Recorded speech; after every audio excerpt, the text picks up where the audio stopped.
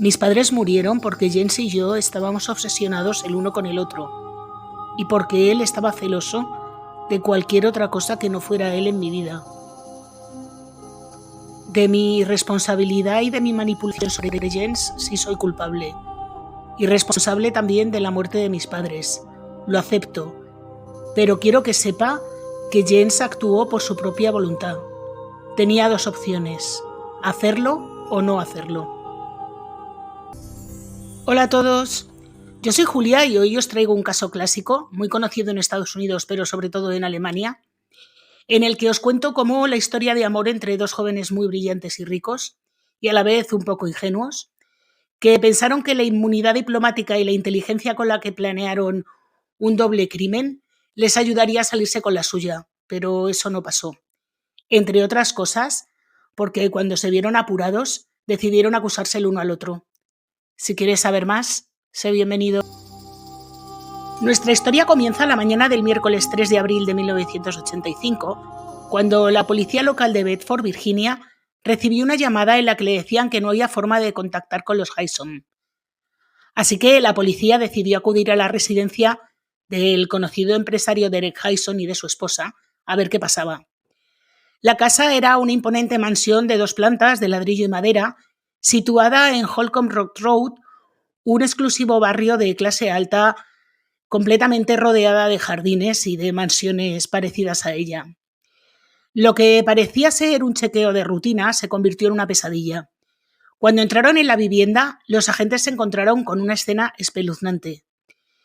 Los propietarios habían sido brutalmente asesinados con un cuchillo y el suelo estaba cubierto de enormes manchas rojas formando dibujos macabros. No faltaba dinero ni joyas, por lo que a la policía le quedó claro desde un primer momento que aquello no había sido un robo. Y tampoco había signos de que las puertas o ventanas hubieran sido forzadas. La mesa seguía puesta, con vasos medio vacíos y platos con restos de comida. Aquello parecía obra de alguien que tenía algo en contra de los Hyson. Y lo que tenía en contra de ellos era algo muy, muy gordo. Pero, ¿quiénes eran los Hyson? Derek William Reginald Hyson nació en la ciudad de Durban, Sudáfrica, el 23 de marzo de 1913. Era un alto ejecutivo de la industria del acero en la que desempeñó el cargo de presidente de varias empresas siderúrgicas bastante conocidas, entre ellas Sydney Steel y Metropolitan Area Growth Investments. Tras divorciarse de su primera mujer, con la que tuvo 2 hijos, en 1960 se casó con Nancy Astor Benedict, que había nacido en Arizona en julio de 1932, por lo que en el momento de los hechos tenía 53 años. Al igual que su marido, Nancy había vivido en medio mundo, primero con su padre, un geólogo nómada, y más tarde con Derek, su marido. Nancy recibió su nombre en honor a la prima de su abuela, Nancy Witcher Longo de Danville, que más tarde se convertiría en Lady Astor, la primera mujer en ocupar un escaño en la Cámara de los Comunes británica. Nancy fue quien convenció a su marido de retirarse en Bedford, más concretamente en Lynchburg, que era la zona donde tenían la mansión, que era la zona donde ella había asistido a la escuela secundaria y donde tenía vínculos con la aristocracia, entre comillas, de Virginia. Derek y Nancy se casaron en Johannesburgo, como he dicho, en 1960. En común tuvieron una 6ª hija a la que pusieron de nombre Elizabeth. Elizabeth Roxanne Hyson nació el 15 de abril de 1964 en Rhodesia, lo que hoy es Zimbabue, y a pesar de nacer en este país conservó la ciudadanía canadiense de su padre. Era, como os he dicho antes, la 6ª hija del matrimonio de Derek y Nancy y 10 años menor que su hermano más cercano. Recibió una educación cuidadísima, de pequeña asistió a un internado suizo y más tarde a un exclusivo colegio en Londres, donde destacó especialmente en música y teatro. Pero también desde muy joven comenzó a manifestar una gran rebeldía y grandes problemas con la autoridad. Durante su adolescencia adoptó un estilo punk, bastante de moda en aquella época en Inglaterra, experimentó con las sustancias, además duras, y vivió abiertas relaciones homosexuales que en aquella época eran un gran escándalo. Un incidente con sustancias y una fuga del colegio marcaron el inicio de un profundo resentimiento hacia sus padres, quienes intentaron reconducir su vida sin éxito. Sus padres habían planeado que estudiara la carrera en el Trinity College en Cambridge, pero en lugar de eso se embarcó en un viaje, medio fuga por toda Europa junto a su novia, en el que llegaron incluso a ejercer la prosti para poder sufragar los gastos del viaje. Sin embargo, cuando su padre aceptó un puesto de trabajo en Virginia, concretamente de director de un banco, dejó el sector del acero, que era donde se había especializado, y pasó a la banca. Bueno, pues toda la familia se mudó a Estados Unidos. Lo hicieron, entre otras cosas, con la esperanza de que ese cambio de ambiente ayudara a Elizabeth a volver a casa. Y así fue. Elizabeth terminó volviendo con sus padres y se inscribió en la Universidad de Virginia. Sin embargo, el resentimiento que tenía hacia ellos no se aplacó en absoluto. Mientras estaba en su primer año en la universidad, Elizabeth conoció a Jens Sorin, un joven brillante pero bastante arrogante, becado por su elevado cociente intelectual. Tenía en aquel momento 17 años y era hijo de un diplomático alemán de rango medio, destinado en el consulado de Atlanta, que había ganado, como os digo, la prestigiosa beca Jefferson. Él quedó prendado de Elizabeth nada más verla, pero nadie pensaba que tuviera la más mínima posibilidad con ella. Entre otras cosas, Jens parecía el típico cerebrito con enormes gafas de pasta, el pelo así un poco repeinado, de estos que les peina a su madre con el cepillo mojado en colonia y la raya a un lado. Bueno, pues más o menos así. Vamos, que el pobre tenía una pinta de sabadito que era para verle. Bueno, el caso es que nada más lejos de la realidad. Elizabeth enseguida se quedó prendada de Jens, entre otras cosas porque creía que era una persona bastante inteligente. Nada más conocerse, Elizabeth le contó que despreciaba a sus padres, a quienes culpaba de todos sus problemas, y insinuó también que había sufrido unos supuestos abusos por parte de su madre. Lo que comenzó como una relación pasional se transformó rápidamente en una obsesión tóxica. Se escribían unas cartas de lo más alucinante. No os voy a aburrir con las cartas porque es que ambos eran como muy intensitos. Citaban a Shakespeare y cosas así, de verdad que las cartas son un aburrimiento, pero vamos, hacedme caso. Una relación bastante tóxica y unas cartas bastante fuertes. A este resentimiento que James empezó a desarrollar también hacia los padres de Elizabeth, a pesar de que les conocía bastante poco, no ayudó en absoluto que los padres de Elizabeth, especialmente la madre, no le vieran con buenos ojos. Nancy le consideraba bastante cínico, demasiado dramático y una influencia muy negativa para su hija. Además, también pensaba que no tenía el apellido ni el estatus adecuado para tener una relación con su hija. Así que tanto Nancy como Derek intentaron alejar a Elizabeth de James, lo que solo hizo que se unieran más. Y así estaban las cosas cuando la mañana del miércoles 3 de abril de 1985, tras recibir una denuncia de que no podían contactar con los Hyson, la policía acudió a la residencia del conocido empresario de su esposa. Como os he dicho al principio, cuando entró la policía, que no esperaba encontrarse nada, se encontró un escenario dantesco. El agente Ricky Gardner, que tenía 29 años y había entrado en el cuerpo hacía bastante poco, no tenía mucha experiencia en ese tipo de casos. De hecho, este fue su primer caso de asesinato. Bueno, el pobre hombre se quedó completamente conmocionado. Encontró el cuerpo de Derek junto a la chimenea con una docena de agujeros en el pecho y el rostro completamente desfigurado. En total había recibido 36 acometidas. Nancy, por su parte, estaba en el suelo de la cocina, con la cara pegada a las baldosas, y vestía una bata de estilo oriental. Llevaba aún sus zapatos de tacón y un collar de oro de más de 1,5 centímetros de grosor, que se encontraba dentro de su cuello. De hecho, había llegado hasta la tráquea. Prácticamente habían separado la cabeza del resto. En el suelo había dibujos realizados con líquido rojo, formando dibujos bastante macabros. No faltaba dinero y de hecho había bastante porque la cartera de Nancy estaba llena de billetes. No habían robado objetos de valor y, como os he dicho antes, no había signos de que las puertas o las ventanas hubieran sido forzadas. Cuando se analizaron los cuerpos, descubrieron que los hechos habían tenido lugar unos días antes. La policía piensa que concretamente fue el 30 de marzo de 1985.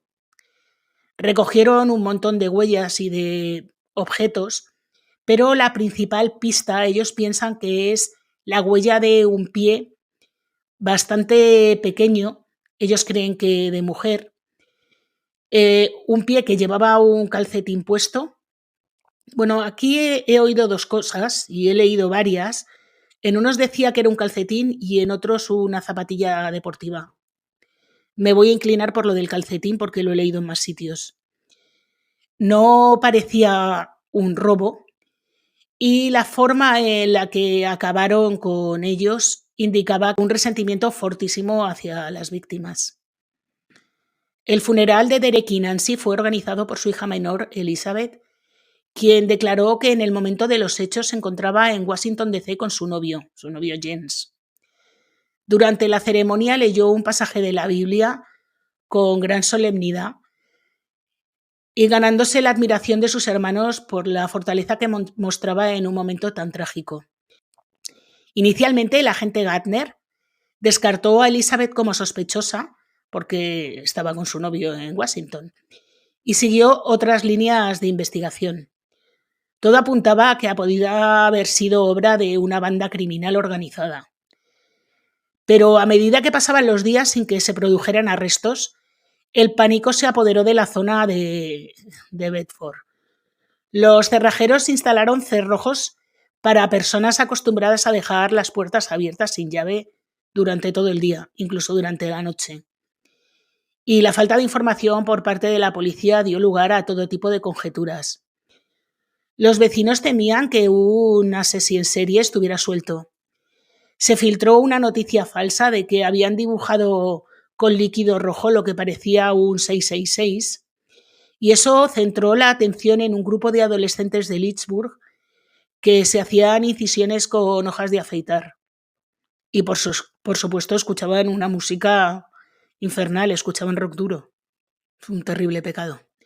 Dadas las conexiones internacionales de los Hyson, también se habló de un tema político, concretamente un tema político en Zimbabue, o incluso de un contrato firmado por un sindicato de trabajadores del acero que quería saldar viejas cuentas.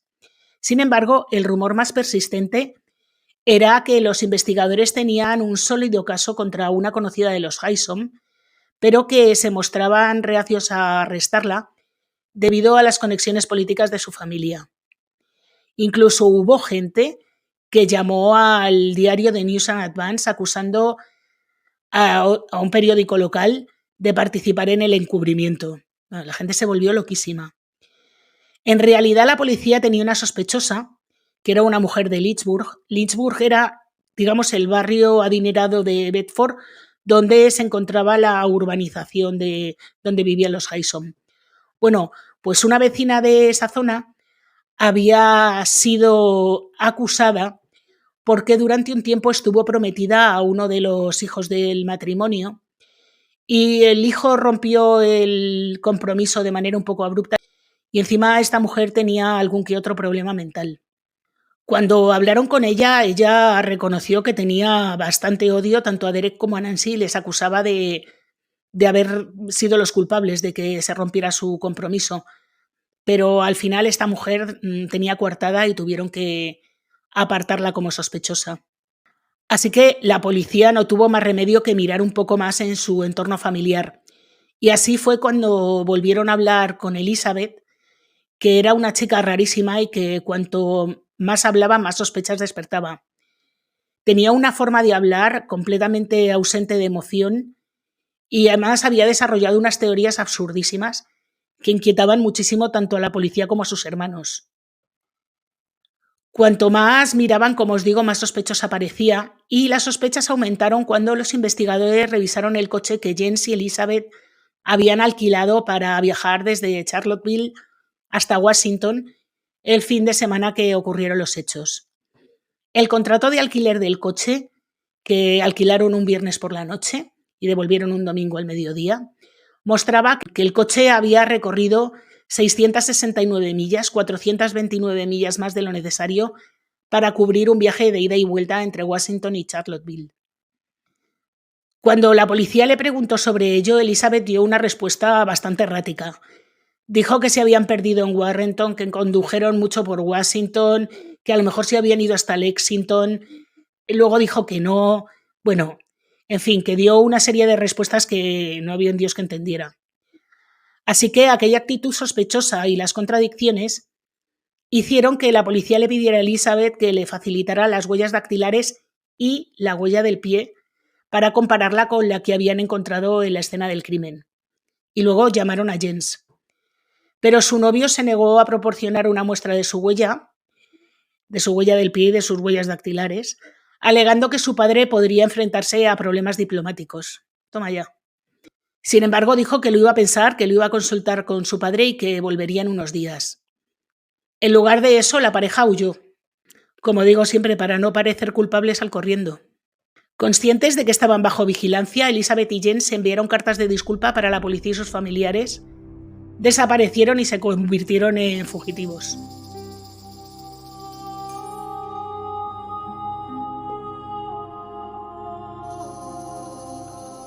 Para intentar retrasar que les encontraran, tomaron por separado un vuelo a Nueva York. Desde allí viajaron a París, a Luxemburgo, a Yugoslavia, la antigua Yugoslavia, vamos, y finalmente a Tailandia. Jens intentó conseguir allí la nacionalidad tailandesa, ya que había nacido en Bangkok, pero no tuvo éxito. Así que continuaron su huida con unos documentos falsos que hicieron en la propia Tailandia y finalmente llegaron a Gran Bretaña. Sin posibilidades de trabajar de manera formal, porque aunque tenían documentación falsa, aquello no iba a colar, pues se mantenían utilizando cheques y tarjetas de crédito falsos. Lo que hacían era comprar ropa con las tarjetas de crédito y los cheques y luego las devolvían para obtener dinero en efectivo. Así lograron sobrevivir durante varios meses, pero en mayo de 1986, una guardia de seguridad de Marks & Spencer en Richmond les sorprendió haciendo cosas raras y llamó a la policía. Así que una vez que llamó a la policía les dijo que les retuvieran, que iban a ver de qué iba esta gente. Les detuvieron, les interrogaron y como siguieron viendo cosas raras, fueron a su piso y allí encontraron un montón de identidades falsas, chequeras, tarjetas, pelucas y los pasaportes originales de Jens y de Elizabeth. Y también había un montón de cartas con detalles sobre lo que habían hecho que les delataban bastante. Así que una vez corroborada que su identidad era la de Jens y Elizabeth, llamaron a la policía de Belfort, que se presentó allí en cuestión de pocos días. Cuando llevaba 4 días detenido, el 5 de junio de 1986, Jens, sin abogado porque no había tenido asistencia legal durante todo este tiempo, confesó que había conducido solo desde Washington hasta casa de los padres de Elizabeth y allí cometió los crímenes. Confiaba en que la inmunidad diplomática y su origen alemán le permitirá no ser extraditado a Estados Unidos ni que allí pidieran para él la pena capital. Dijo que Elizabeth se había quedado viendo una película en el cine. Según él, aunque ella sabía lo que iban a hacer, ninguno de los dos tenía muy claro cómo acabaría todo. Elizabeth, en cambio, sí que contrató un abogado y había dejado de colaborar con los detectives. Ella no quiso hablar en ningún momento. Pero cuando supo que su novio había confesado, pidió hablar voluntariamente para dejar claro que lo habían hecho entre los dos. Sin embargo, 1 mes y medio después de ser detenidos, Elizabeth escribió a Jens desde su celda en una prisión inglesa, probablemente aconsejada por su abogado, y en esa carta le dijo que ella no le quería, que daba su relación por terminada y que a partir de ese momento cada uno regresaría a Estados Unidos por su cuenta y que ella por su parte asumiría la responsabilidad que le tocaba en lo que le había pasado a sus padres. Jens se quedó hecho polvo porque pensó que si había hecho lo que había hecho para tenerla y ella al mes y medio le fallaba, pues madre mía. Así que sí, efectivamente, a partir de ese momento él intentó echarle la culpa a ella y ella intentó echársela a él. Y aunque Elizabeth volvió a Estados Unidos, Jens se quedó en el Reino Unido intentando pelear porque no le extraditaran a Estados Unidos. El litigio, que llevó 3 años, no le permitió salvarse de ser extraditado a Estados Unidos, pero el Tribunal de Derechos Humanos de la Unión Europea sí consiguió que al menos no le pudieran aplicar la pena capital. Así que Jens también fue a Estados Unidos y allí enfrentó un juicio. En 1987, Elizabeth, con 23 años, afrontó un juicio en el que ella se declaró culpable, pero culpable de complicidad. En su juicio, cuando le preguntaron por qué creía ella que había pasado todo, dijo que sus padres murieron porque Jens y ella estaban obsesionados el uno con el otro. Dice que él estaba celoso de cualquier otra cosa que no fuera él en su vida. Otra de las cosas que contó es que cuando Jens volvió de acabar con sus padres, se encontraron en el cine donde ella estaba viendo una película musical. Elizabeth recordó que al acercarse el coche, vio como Jens iba envuelto en una sábana llena de manchas rojas y que fue cuando llegó cuando él le confesó lo que había hecho. Igualmente, se subió al coche, fueron al hotel, dice que entraron por el aparcamiento para que nadie les viera, y ya en la habitación él se duchó y le pidió que limpiara el coche en profundidad.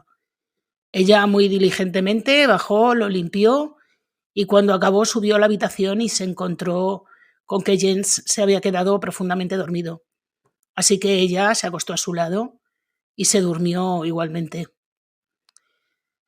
Ante el estupor de quienes estaban escuchándola, añadió: para ser sincera, mis sentimientos fueron salvar a Jens y a mí misma. Parece extraño, después de lo que había hecho, pero realmente le necesitaba más que nunca. Habría hecho cualquier cosa por él. De hecho, traicioné a todos, a mi familia, a mis amigos, a mis padres. Y ya para colmo de la desfachatez, dijo: nunca pensé que Jens fuera capaz de hacer lo que hizo. Creí que podría hacer muchas cosas, pero no lo que hizo. Y de hecho aún me cuesta creerlo. Y también, después de todo lo que le había insinuado a Jens de los abusos y todo esto, durante el juicio lo negó todo. O sea, que esta señora le había contado una sarta de mentiras a Jens solamente para manipularle, para que hiciera lo que él le diera la gana, y una vez que lo hizo, dice que lo hizo porque él quiso, no porque ella hubiera hecho absolutamente nada. Dice que se siente un poco responsable de lo que pasó, pero quiero que se sepa que Jens actuó por su propia voluntad, porque tenía 2 opciones, hacerlo o no hacerlo. ¿Cómo te quedas? Jens, por su parte, tuvo que afrontar el juicio en Estados Unidos, en el que, como os he dicho antes, no se le pudo pedir la pena capital. Fue juzgado en el año 1990 y sorprendió a todo el mundo al declararse inocente. Dijo a los fiscales que su confesión anterior fue un intento de proteger a Elizabeth. Añadió que, como hijo de diplomático, pensaba que podría beneficiarse de la inmunidad. En fin, era muy listo, pero no tanto. Tras retractarse de su confesión, afirmó que Elizabeth fue la responsable de todo y sus abogados pidieron su liberación total, destacando sobre todo las incoherencias entre las versiones de ambos y el hecho de que contra él solamente había una huella de un pie manchada. Sin embargo, Jens no logró ni la más mínima compasión por parte del jurado. Fue declarado culpable y condenado a 2 cadenas perpetuas. Elizabeth, que acudió al juicio de Jens para declarar en su contra, como no podía ser de otra manera, también en su día fue declarada culpable y condenada a cadena perpetua por complicidad.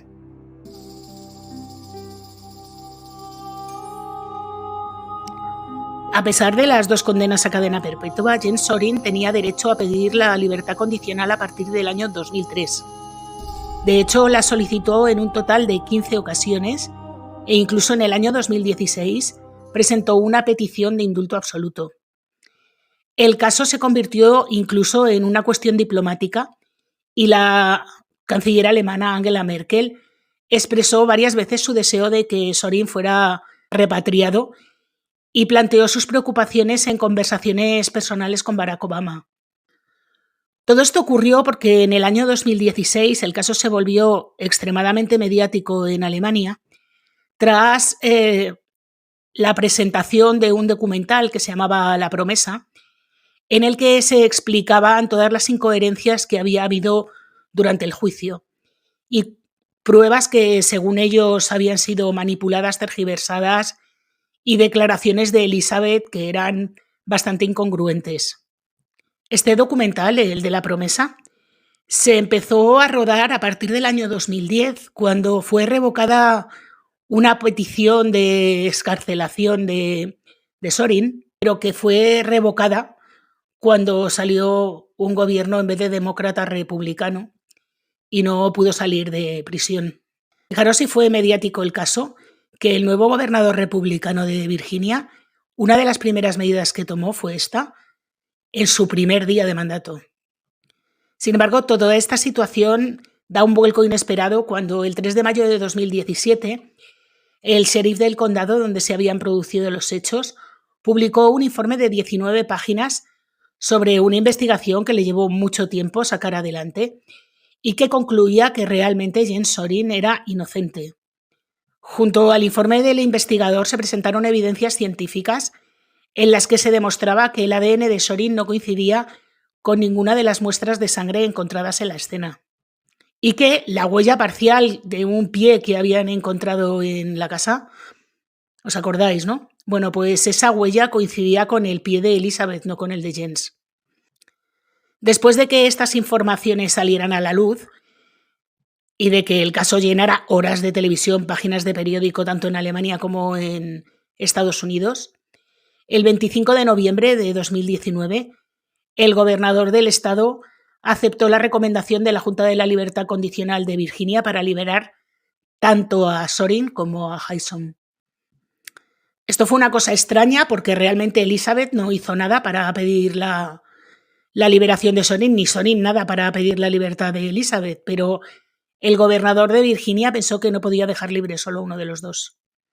Para dejarles en libertad dijo que ya no constituían un peligro, que habían pasado 33 años presos, así que ambos saldrían en libertad condicional pero no serían indultados. Cuando salió de prisión, Sorin tenía 53 años y Elizabeth 55. Fueron liberados bajo la promesa de que volvieran a sus respectivos países y que nunca más volvieran a pisar suelo estadounidense. Jens fue trasladado a Alemania el 17 de diciembre, es decir, casi 3 semanas después de que le concedieran la libertad condicional. En una declaración pública, la presidenta de la Junta que estudió la liberación de ambos aseguró que se habían decidido a darles la libertad condicional a ambos porque lo que hicieron lo hicieron en su juventud y que se habían adaptado muy bien a la vida en la cárcel y se habían portado bien, básicamente. Y además añadió que la liberación y expulsión de ambos suponía un enorme ahorro para los contribuyentes de Virginia y eliminaban de paso un posible riesgo para la seguridad pública de su comunidad. Que ya eso de que si suponían un peligro, pues que supusiera un peligro para los canadienses y para los alemanes, ¿no? Qué bonito. O sea, que ellos estaban convencidos de que seguían siendo culpables, pero que ya se habían portado bien, pero que si acaso no eran tan buenos como parecían, que los vigilaran otros. Por la parte de Elizabeth se tienen pocos datos, solamente que en enero de 2020 fue conducida por el Departamento de Migraciones hasta su casa en Canadá. Su casa va a vivir con uno de los hermanos por parte de padre. Al parecer se lleva bien con todos los hermanos, especialmente con los hermanos por parte de padre, no así con uno de ellos por parte de madre, que siempre ha hablado fatal de ella. Este hombre dice que está convencido de que la que lo hizo fue ella, no Jens. Vamos, la pone verde.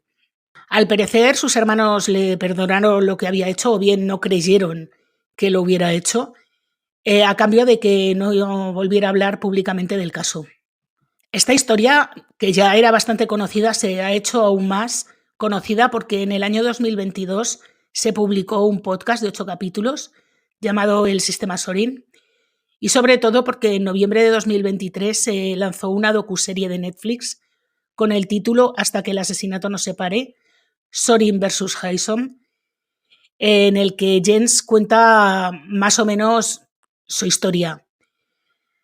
A pesar de que es la versión de Jens, Elizabeth logró tener control legal sobre todo lo que decía Jens y no se le permite a Jens hablar sobre la autoría de lo que pasó ni acusarla absolutamente de nada. La gente bien tiene buenos abogados, claro. Y además del documental de Netflix, también hay un libro que se llama Returned to Life, que es bastante interesante. A mí el documental de Netflix no me ha gustado mucho, la verdad es que me ha parecido bastante aburridísimo. 4 capítulos repitiendo una y otra vez las mismas cosas. Pero bueno, si os interesa, ahí está, es Hasta que el asesinato nos separe. Y bueno, hasta aquí el caso de hoy. Decidme si lo conocíais, si habéis visto el documental de Netflix, si pensáis que lo hizo él o si pensáis que lo hizo ella. Hay gente que opina que lo hizo un agente que había contratado a Elizabeth y de hecho se aportaron alguna que otra prueba al respecto, pero bueno, no se tuvieron en cuenta. A ver, yo estoy convencida de que lo hicieron los dos. Estoy completamente segura de que en esa casa estuvieron los dos. Pero por lo que sea no se encontraron pruebas. Lo que sí me parece es que ella era bastante mal bicho. Y él un tonto, por muy superdotado que fuera. Pero bueno, como digo, hasta aquí el caso de hoy. Si os ha gustado, por favor, dejadme un like, activar la campanita, comentar, compartir. Y como subo vídeo todos los viernes, hasta la semana que viene.